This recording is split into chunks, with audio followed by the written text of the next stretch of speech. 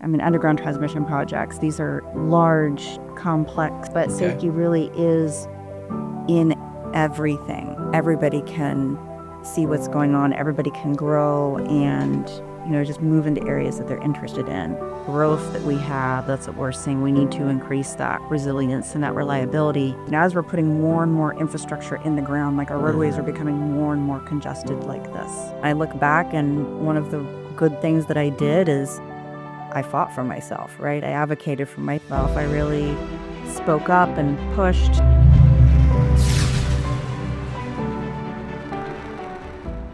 My guest today is Cassandra Rounds with Arizona Public Service. Cassandra, you're a lead engineer there at Arizona Public Service, and we've known each other for some time. But welcome to the Grid Knowledge Podcast, and I'm anxious to hear what you've been up to lately. But for those that don't know you as well as I do, could you go back and tell us a little bit how you got in the industry and a little bit about your current role? Yeah, for sure. Yeah, so thanks for having me on here. I'm excited to talk and always glad for these opportunities to share knowledge. It's great to have you. And have a good conversation. So yeah, my background, I have a degree, a bachelor's in electrical engineering from ASU, from Arizona State University.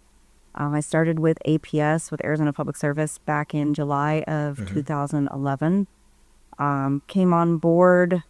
I've been through many different departments there. I've been through planning, through overhead design group, protection and controls. I've been in the underground engineering and design group now for, I have to do math here, I think like 13 years, I believe, if that's right. So I've been here for a second, learned a few things. I'm currently a senior engineer in my department. My biggest, I don't know how you want to say, my big project that I'm in charge of is I'm the lead underground design engineer for Sky Harbor International Airport. Oh, okay. So I always say no pressure there. Right. But other than that, I do estimating and construction packages for all sorts of underground engineering design needs to implement this infrastructure on our grid. Well, underground is almost like kind of part of my origin story as well. You can probably see the bookshelf behind me. I have all kinds of artifacts of underground cable components and so forth. So I'm very interested in that. But it sounds like you've got a great diversified background, and utilities, especially bellwether utilities like APS, are good at that, I think, giving people a well-rounded background so that they can really contribute. And I know you were on a panel session not too long ago with APC Media, and you were talking about some of the big challenges that we're facing in the industry. So obviously you keep your ear to the ground and you're hearing what some of the challenges are to that, the so-called the safe, affordable, reliable, and resilient grid.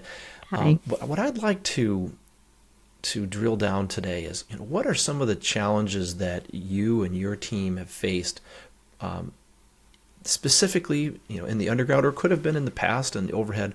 What are some of those challenges, and how have you solved some of those challenges?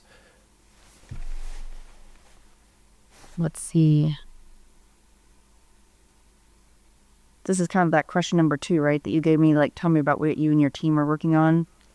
Why don't we start with just, what are you working on currently? So like right now, one thing that comes to mind I'm working on with my team, I'm actually going to have a meeting on it later today, is developing engineering standards for underground transmission construction. So historically in our organization, underground transmission projects were relatively infrequent. Like we didn't have very many of them. So we didn't really have fully standardized frameworks for materials or design or installation practices. Okay. So that meant that people were just kind of developing ad hoc. So engineers were relying on like precedent or vendor submittals or vendor guidance or just personal preference. But now as we move forward, these transmission projects, underground transmission projects, are becoming much more frequent. So it becomes more common that we're doing these things. So we have to move kind of from a project by project decision-making process to more of a standardized engineering approach. And those two things, this feeds directly into safety and affordability. So those motivations, like safety, for example, underground transmission projects, these are large, complex Yeah, what voltage class are you installations. working on? What's that? What voltage class? Transmission typically starts at 69 kV and goes up Right. from there. So 230, 500, or whatever's needed by the customer. Right. And the Yeah. underground projects that you're working on, which voltage class that they fall into? Mine right now, I'm working on is 69. Okay. Yeah, 69 kV. Yep. Yeah. Um, So so as you develop those projects, you say do you have a specification in the past, or you're redeveloping that specification? we're developing them now. So getting them really documented Mm. and working with SMEs, working with construction, with our crews, with our vendors. There's a lot of information out there. We've definitely been, communicating amongst ourselves as far as Hmm. having things that are documented, standardized across the board. That's kind of what we're working on right now. I see. Well, that's certainly the underground is is relatively new for a lot of engineers. There's a lot of folks that have a lot of overhead experience, but underground can be a bit of a challenge. It's actually typically a specialty, right? That I know that when coming up through my career, which spans about 30 years now, when you meet someone in underground transmission, they're usually a specialized group, and sometimes they keep to themselves and keep some of their knowledge. But I recall an underground engineer at APS that I worked with many years ago. I believe his name was Ted Nishioka. Uh, Yeah, yeah. Okay. Anyway, I recall having many conversations with him, very willing to share. Is that still the same culture there? That you have a collaboration with the underground team, or how does that work with you in the Sky Harbor area, supporting that? And now, do you have a separate transmission department, or how does that work? Yes, our underground transmission, it's all in my department, so it's all under the same Okay. umbrella. So I'm working side by side, even though I'm on Sky Harbor, like that's my main focus, right? Mm-hmm. That I do. I also work with my underground transmission engineers, and then I'm also getting trained in that. So I'm also working on a project right now. And to your point, like that sharing knowledge, that Mm. experience sharing, I'm getting cross trained. So I'm not Excellent. necessarily being stuck in a bubble. I will say in the last, like, right now, yeah, I've been here 15 years. Mm-hmm. That is one thing that I say has definitely improved and changed here at APS, that growth mindset and that knowledge sharing and letting Right. people be cross trained. Again, even just developing standards, right? That's Mm-hmm. one thing I'm really passionate about is this, I call it democratization of data, right? Getting everything documented, everything in one place so that Mm-hmm. everybody can learn, everybody can see what's going on, everybody can grow and, just move into areas that they're interested in. Right. So that as far as like collaboration is really big and it has been for several years now. It's much, much better where just the collaboration aspect is Right. there, right? We're coming together with our crews, with standards engineering, with our design folks, our designers, and really getting this knowledge documented and getting us in a place of consensus where we're all kind of doing the same thing. Right. So, are you standardizing on, say, type of insulation, the cable design, and say terminations and joints and things like that? Yeah, it's probably, it's a big ask, but everything's like designs, it's materials, hopefully move into standardizing materials, um, construction techniques, installation techniques, everything like that. Hmm. Right. So I'm curious, and if you're not involved in this part of the project, that's fine. But I'm curious to know, with my background in underground, are you specifying like an EPR or an XLPE insulation, or do you know what type of terminations are you going with, like a heat shrink or a cold shrink style, or do you have does your standard cover multiple types of insulations? Is that part of your area? of purview, or is that someone else? No, I'm sure we're going to be discussing all those Hmm. sorts of questions, just like wire do we want to, right now we have aluminum, I think that's pretty much standardized, but copper is, that's all custom. So are we going to standardize that? Are we going to Hmm. standardize, you know, heat shrink versus cold shrink or whatever Right. terminology we need or splices, different things like that. We're Hmm. going to move in that direction, I'm sure. Yeah. Well, that's one of the challenges that I've experienced in my career when I would listen to utilities struggling with, especially with, say, aging components. If, say, if you had a riser structure in a unfortunate circumstance like a weather event, or perhaps a vehicle would hit a riser structure and it would damage the cable system, there'd be an emergency repair needed.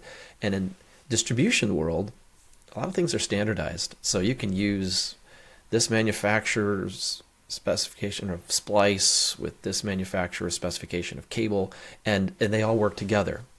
And I'm quite certain that actually would work for transmission if we're collaborating. 69 kV, I think, is reasonably forgiving in that regard. There are some companies that make products that will work on multiple, but I think to your point, standardization is such an important aspect of, I would say, especially transmission. And if you can get multiple suppliers to that work with your system, that to me would be a great move forward in the democratization of information, and also from a supply chain standpoint. So, Yes, yeah. And that aspect, actually, you touched on it, that feeds directly into reliability and resilience of the system, right? Because to right, your point, distribution, everything's pretty much standardized. So if something happens, if a pole is knocked over, we know what to replace it with. We right, can go directly and we have that material pretty much on hand. We know it works. We can put it out there. It's safe, everything like that. With transmission, you could right now run into that issue. Is it some unique piece of equipment? hmm, How do we replace it? Do we have it in stock? Are the parts that we have in stock, is that okay to replace it? Are they similar enough? There's all right, these kind of questions. Now, granted, again, like I was saying, we don't have as much underground transmission on the system, so maybe those questions weren't very important, right? We could just deal with it as they come up because they were right, infrequent enough. But now, with the loads that we have, the demand that we have, the growth that we have, that's what we're saying. We need to increase that resilience and that reliability, standardize these things. So if we have issues on the system, to your point, we know what to do. The crews know what to do. We can make very fast decisions that we know are right. vetted and safe and reliable and will work for us. So yeah, those are Hmm. all that's really good points. So I remember, I think APS used to heavily rely on outside engineering firms to do the design of the transmission systems, if I remember correctly.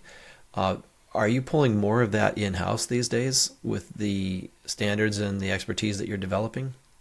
Yes, I would say we still have a very strong hand internally over all of this. We do utilize outside resources Hmm. as backup, but as far as the expertise and what's going on in our system, that's very much internal. We want to have a say in that because we're the engineers that are working with that infrastructure day by day, Right, you're right? going to own it. We know all those ins and outs and everything. We're an outside contractor, may not know our system, but Hmm. one advantage we do have it with our contractors is getting that broad experience, right? They may not know our system as well, but they see a lot of different systems. Hmm. So they bring in kind of that breadth of knowledge sometimes. So we definitely sometimes do use our contractors to collaborate or get ideas or what have you seen on the system. But we still very much have internally a strong hand on what we're doing. We have the final Mm. say. Right. So you're seeing this growth in the area of transmission, especially in the 69 kV area, which is we're seeing across the country. We're seeing more a stronger need to be able to deliver massive amount of power to large loads in an urban environment, which means most likely we're going underground. So it's great to hear that you're developing that. So I would assume you're still involved in the distribution side Oh of the yeah. work as well, and that's kind Yeah. of been something you've been working with for quite a while, I assume. So when you're looking, I just have a question about your design basis. So when you're thinking about how long is this asset going to last, and when you're designing it, do you have a certain number in mind? Is it 20 years, 50 years, Oh 30 gosh. years? I mean, ideally, like we need to build this infrastructure to last, like, right? So it needs to be there and be functioning and be Mm, safe, be reliable for 40, 60 years. So we need it to be out there as long as possible right, because it's right. expensive to It replace. is. It is. And I see so many utilities will state, oh, this is a 40-year asset. But then the next question I'll ask, and I won't put you on the spot, but maybe your asset management team, I ask, so what percentage of your assets are you replacing per year? And they'll say, oh, not sure. Or they'll give me a certain number. And when you go to calculate it, I realize that it's less than 1%, or maybe just 1%, which really means they're 100-year assets. So what are we going to do different than we did in the past to make things last longer? And to me, the standards development has a huge opportunity to help make those decisions. I know for underground cable systems, when I was doing a lot of work in that area, and we were scanning the new lines and new installations, we were finding that 40% of newly installed cables had at least one substandard component, meaning somebody installed it wrong, or on the rare occasion there was a manufacturing issue. And people could hardly believe that. That doesn't mean it's going to fail tomorrow, but the trouble is that we're leaving issues behind because we're humans. We make mistakes as we install things, Right. we damage things, and because it's as you know, an erosion process that takes a long time, these choices of products and choices of the specifications have huge implications for the future. So I can only imagine there, like you said, there's a lot of details to work on, and a lot of challenges that need to be addressed if we're going to make these assets live that long. Right. Anything else that you're working on, say, in the distribution area that you'd like to share before we move on to thinking more about, what are some of the challenges you're thinking about in the future? Oh gosh. Distribution. I guess just all distribution, mainly the bulk of it is just supporting Sky Harbor and Mm-hmm. seeing all that growth and the changes that are happening out there. Some of the things I don't know if I can really talk about um, Yeah, you specifics. don't have to reveal any secrets, but just Yeah, if there's anything in general that you want to mention. Otherwise, if you can think of something in the future that you're thinking about, like these are some things that we need to be thinking about as standard engineers, as the designers and developers of what's coming next. definitely like and tying that into Sky Harbor, just one project that I have that's finishing up. It was incredibly challenging. We are just finishing up bringing out some feeders to help support Sky Harbor Mm-hmm. and the job that I was doing on it. So I engineered it. The roadway, there was a lot, just a ton of underground obstructions.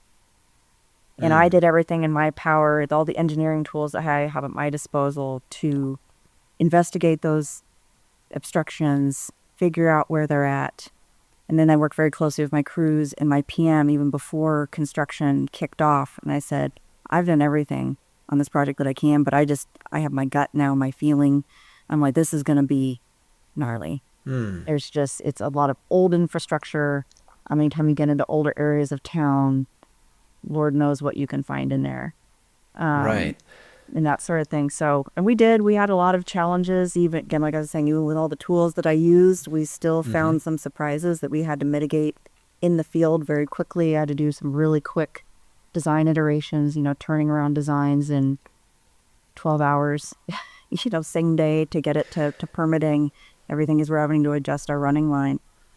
So that's been one thing very recently in my head of moving forward. as we get into these areas and as we're putting more and more infrastructure in the ground, like our roadways are becoming more and more congested like this. Mm. And so what tools are out there, or how can I use tools to predict more closely what's in the ground to get these underground obstructions? Because you said like underground is very technical, Mm. right? There's a lot of very particular things we have to pay attention to, things like these underground obstructions that other design engineers maybe don't have to think about as much, but we do. So Mm. that is one thing Right. I'm thinking about right now is what other tools are out there? What other tools can I use? How can I manipulate the tools that I currently have to get better at predicting and seeing these obstructions to help me to create these designs and increase safety, increase affordability of the line, Mm. everything like Yeah, that. So I'm that's the thing that, curious. I'm curious about that. I've done a number of interviews with people who have technologies that can help with underground infrastructure, but I'm curious, what kind of tools are you using? Is there specific vendors that you can identify that you're using, or is it internal tools that you've purchased? yeah, just kind of the standard things are doing our surveys, right? We have our internal survey crew that Okay. can go out and see, as well as site visits. I've been doing this so long, I'm really good at walking along the road and you can just visually see where things are to a certain Okay. point, Mm-hmm. right? So there's that. There's a lot of information you can get just from visiting in the field. There's also pulling maps. So those are just online. So you can go to like your water districts or gas, or even our own maps where our own electrical lines are. Mm-hmm. So we get those maps, that historical data, right, that Okay. we can integrate into design. Um, there's also one like the top tier, which I did use as subsurface utility engineering. So they kind of do all those other things that I just mentioned, as well as the big piece of tech that they have is, I believe it's just ground penetrating radar. Okay. Okay. They have You're a truck and they can utilizing kind of that. take an x-ray of the ground Right. down to a certain point, and they'll take that x-ray and then they can line it up. And if, let's say they find something, they Mm-hmm. don't know what it is, they didn't find any records of it, but they can at least draw a line and say like, right here on the street, there's something, Right. right? So is that pretty much a standard procedure to use ground penetrating radar Uh, to not check underground not paths? yet. It's kind Okay. of a if you need it because it is expensive. So Hmm. right now it hasn't been a standard that we do Okay. yet. So I've been trying to keep costs down on these projects. Mm-hmm. Right. We use it, engineers use we use our expertise to say like this is really needed, which on this project I did say that I just saw the area and I said, oh my gosh, we're doing SU. It's called SU, that the acronym for it, subsurface useful engineering. Okay. I Mm-hmm. went to my PM and I argued and I said, I know this is expensive and it's a time crunch. It also hits the timeline because it takes Mm. quite a while. I was like, we really need to do this with this high visibility project, with this large project. It's supporting, Right. one of our biggest critical customers. So let's use this. Right. But so it's not standard yet, but Mm-hmm.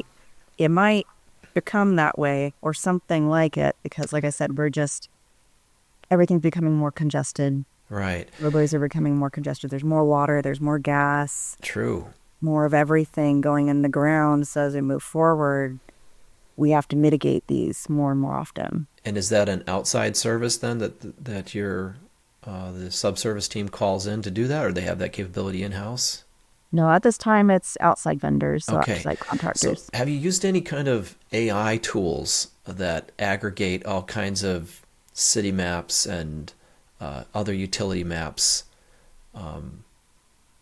What Not comes to yet. mind? Oh, go Uh, ahead.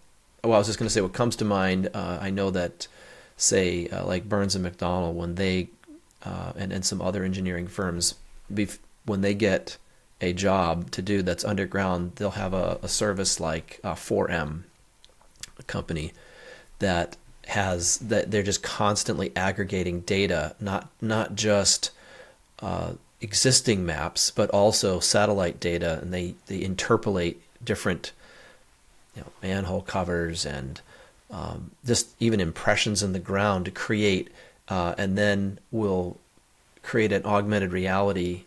Like you can use it on your phone, walk by, and kind of visualize all of those maps on a augmented reality little screen. Have you experimented with anything like that?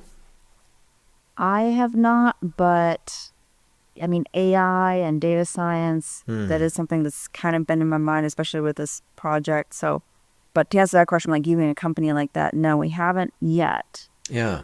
So, but it's Well, I know something some of that's the major definitely been, engineering firms, that's the first thing they'll do. They'll basically have a service and they immediately get a download of all of the intelligence that's available. So the one company I'm thinking about, I know that they scrounge all of the information that's publicly available, and as more and more comes available, that goes into their system, and they're on a mission to map every underground infrastructure in the country. That's what oh, their goal wow. is. And obviously, they don't have everything. Just like you said, there's no perfect tool, but I found it interesting that some of these large firms are using these AI service companies to as a first pass. Okay, here's what's available. Now let's augment that with site visits with ground penetrating radar. And of course, obviously, if you're working with that company, you could actually feed that information back in and it can be part of your infrastructure map. So if you're not using it already, I think that uh, might be an interesting method. I know there's Yep. also a lot of techniques. Do you do just direct opening like a trench then when you go to do underground at this point? Or are you doing any directional boring or any technology like that? Yeah, we do both. So mainly Okay. open trench. Mm-hmm. That's pretty standard, but we can do directional boring as needed. There's certain applications where directional boring is better or even necessary. It's even required. So we do both. Right. Have you? I know there's some places where they are taking overhead to underground. They're experimenting with different ways of installing. I know in a highly urban environment, you're probably putting most everything in conduit. But have you experimented in any cases where maybe it's more of a rural application where you actually do directly buried um, cable systems, or perhaps I know one utility is even experimenting with over the ground. They actually have like a little cable Oh, tray, and they'll set the cable on the ground, and they fill it with some type of fluidized backfill. So it's like some kind of temperature, um, high performance concrete, if you will, and it has a cover on it. So it ends up becoming like a curb almost on the side of the road instead no. of actually putting in the ground, especially where there's a lot of rock and you're not dealing with a high load. Obviously, temperature could be an issue if it's in the Arizona sun right there. But I was wondering, are you experimenting with any other installation techniques of cable systems, whether it be directly buried or special conduit types? I mean, that's really intriguing. Not that I know of. Mm, Direct buried, as far as direct buried cable, where we just right. bury the cable directly in the ground, I know we don't do that. We used to do it Mm-hmm. way back in the day and we moved away from it Mm-hmm. because we made this kind of analysis because putting cable and conduit right gives us that flexibility. We can, Mm, if we want to remove the cable or if it faults, we can pull it out and then we have the infrastructure there. We can install new right. cable Mm-hmm. versus if it's direct buried and something happens, we pretty much just leave it buried, right? There could be Right. potential environmental impacts over Mm-hmm. time as water and stuff gets on it and it degrades. It's a Mm-hmm. little more contained in conduit. Um, but that sounds familiar as far as what you were saying, the installing it above ground, like in a concrete Yeah, encased I don't know how the trials curb. actually worked out, but Oh, that, I see utilities experimenting, and it's good to consider. yeah. Uh, you so Arizona Public Service is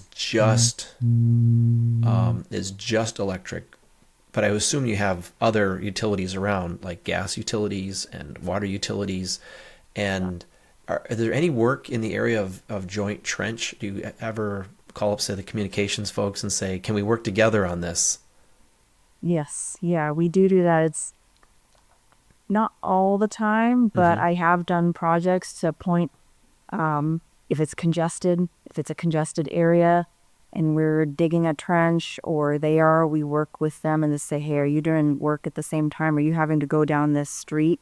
It's Mm, pretty congested and can we piggyback on you or you piggyback on us?" right. And and then we work out the construction and the payment, Is there a of cost however we sharing in approach those it. cases? What was that?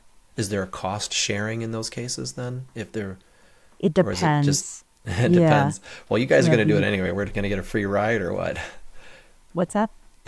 You're saying, is it just that someone's going to get a free ride, or they're going to say, is it always some type of a shared cost? Yeah. I would say it's always some type of shared cost in some way Mm, that's negotiated. I don't okay. know specifics of that, Hmm. but yeah, or they give us their materials and we just put the materials in and then they give us some cost for that. There's some sort Mm. of negotiation that goes on, but we have done it. We have Well, it's projects an that area do of do that. interest because when we think about trying to reduce the cost of underground, as you said, it's more costly up front, but the total life cycle cost, um, I think when we look at that, we can actually see that if we have to count for rebuilds, if we have to count for replacements, premature replacements, the underground can actually be cheaper in certain applications. And I know that Arizona has a lot, Arizona, but APS has a lot of underground, so you have a lot of experience there. Well, anything else you want to mention about future or technology? I have a couple more questions for you, if not. Yeah. Now let's see. Yeah. I think we're good for now.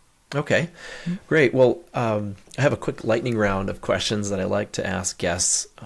And one of those is if you had one thing that you learned this past year, whether it be at a conference or perhaps talking with other engineers or suppliers, what's one thing that you learned in this past year or so that you'd like to pass on to others that perhaps are in your area of expertise, or maybe just learning about underground? Yeah. So one thing, and this has just happened like in this last couple weeks, one thing that I've learned that I never really thought of before, but right now we have the AI boom that's happening, right? We Mm, got even right. at APS, I think last month our new CEO launched we have the AI initiative now at APS and everybody's Hmm. really focusing and pushing forward on that. And in doing that, it's incredibly exciting and we're doing so many, even just in the last months, people are doing some incredible things, some really cool things. And one thing I'm learning that I never really thought of is just as we move forward in this, it's also important to pay attention to ethics with our data and protecting our data, protecting our customers Mm, from risks like cybersecurity, from okay. having proprietary information taken. So making sure proprietary information, location data is scrubbed in anything that we're doing. It's really important that even as we're excited for all this and moving that direction, Hmm. right, that we keep this in mind and we don't just kind of go willy nilly with it. I don't know what the word Mm. is. That's not a great word, but So just learning that the data needs to be secure, that people could use. I mean, you've been entrusted with a lot of data. You have, well, at some point, you have the address and probably the phone number of every customer and almost anyone in the region there, right? So right. that's an important consideration. And I know actually was just at a conference where there were people protesting uh, a utility that had information, and they were concerned that they were sharing it with some AI company, and it was. I think what you're saying is very important that we continue to think about not only how do we safeguard, because I think utilities are very good at safeguarding customer information. I know we've worked with APS and in the past, in my past careers and other activities that I've done work with, APS was very careful with that whole cybersecurity part of the conversation. But the perception, right? We need to continue to communicate that utilities are doing a good job in what they're doing. So I think that's an interesting point to keep in mind. It's not something that engineers designing underground power systems have necessarily had to think of in the past, but I think it's wise, and it's a great point to pass along. So let me ask you another question. What is one tip that you'd give to somebody who's just getting into the industry? You've been in the industry for 15 years. Looking back, knowing what you know now, let's say, especially other women who are, we, APC Media, we have a magazine, Women in Power Systems, and we try to highlight those that are making significant contributions and are willing to pass along experience. So what tip would you give yourself, or someone like you just getting into the industry now? Yeah, that's a good question. Let's see. As far as getting into the industry, or if you want someone wants to get into the industry, Mm-hmm. learning everything that you can, definitely about those values, kind of we discussed here, that safety, affordability, reliability, and resilience of the system. Mm. They're kind of buzzwords, but they're really strong values here, especially safety. Mm. Um, that is one thing, like safety, I never really thought too much about before I started APS, but Okay. safety really is in everything. It's Mm. not just our construction crews or something like that. It's everybody. So if you can speak to that, educate yourself about the grid and speak to that, that really sets you apart. Um, for women, I would say, as far as advice, and this is coming from me, Mm-hmm. let's see, that's a deep question.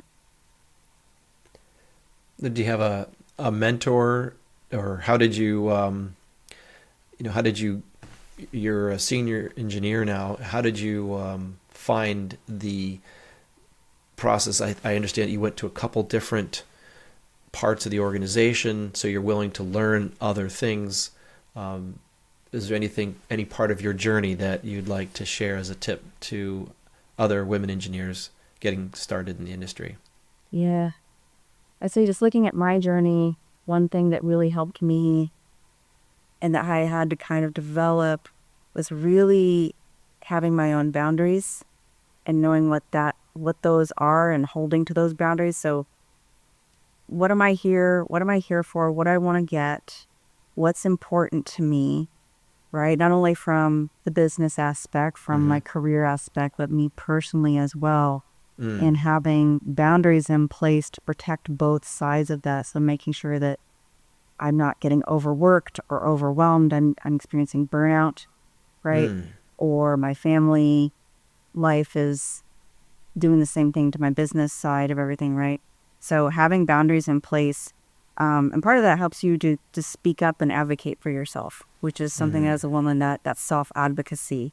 You're right. I have moved around a lot. I look back, and one of the good things that I did is I fought for myself, right? I advocated for Okay. myself. I really spoke up and pushed. There's also patience in there, right? 'Cause you don't always Oh, get of everything course, you what you got to be want professional, immediately, but but saying like, I'm interested in this. I want being that broken record. Like, hey, I want to do this. I want to do mm-hmm. this. I want to do this. Right, And then boundaries help you with having that time and that focus to show that this is something that you're interested in and you can support it. right.